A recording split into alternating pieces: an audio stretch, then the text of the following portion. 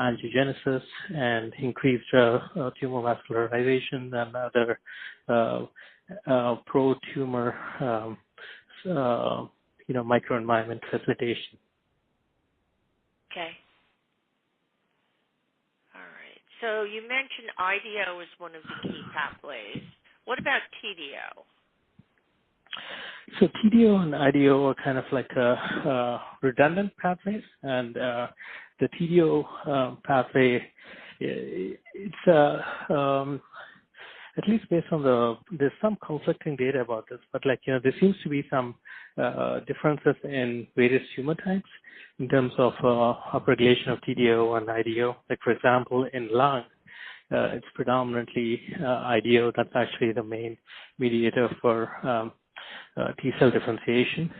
But however, like a few other tumors, IDO doesn't seem to be the key pathway, and there seems to be other mechanisms that involved in T cell differentiation into regulatory T cells, pro-suppressive, immune suppressive T cells.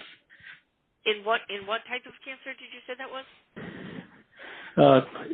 There's some literature in breast, for example. Oh, in breast. Okay. Triple negative breast. Okay. All right. So in your mind, then, it depends somewhat on the tumor type, whether IDO and TDO are redundant or not. Is that correct? A fair thing to say? Okay. Yes. And what about LAG3? So LAG3 is a completely different mechanism. So it's so IDO and TDO, these are like enzymatic pathways. These are enzymes that actually maintain the tryptophan pathway, and actually the tryptophan is like one of the critical enzymes that actually is very important in T cell differentiation.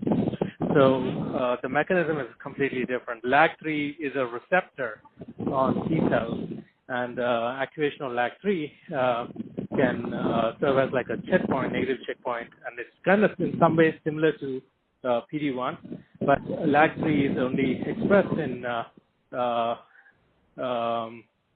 exhausted T cells. Oh, okay. Stimulated.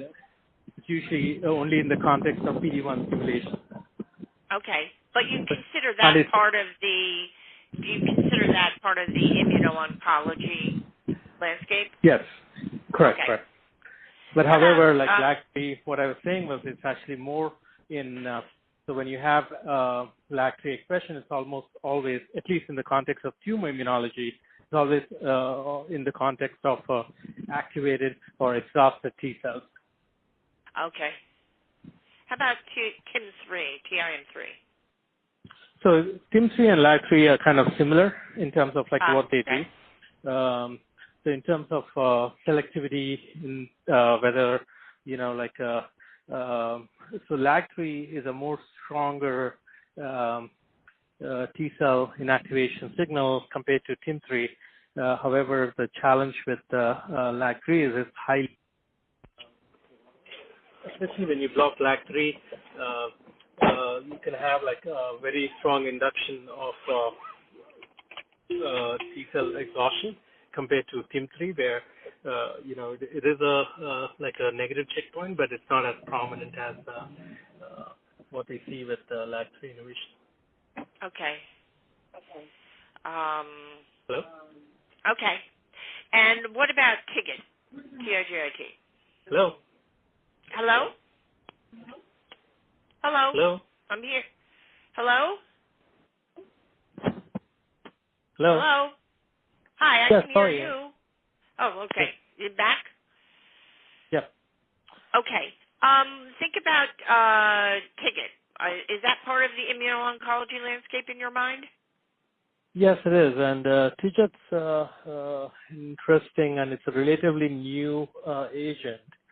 And it's somewhat less characterized compared to like the other immune checkpoint receptors and other immune checkpoint pathways.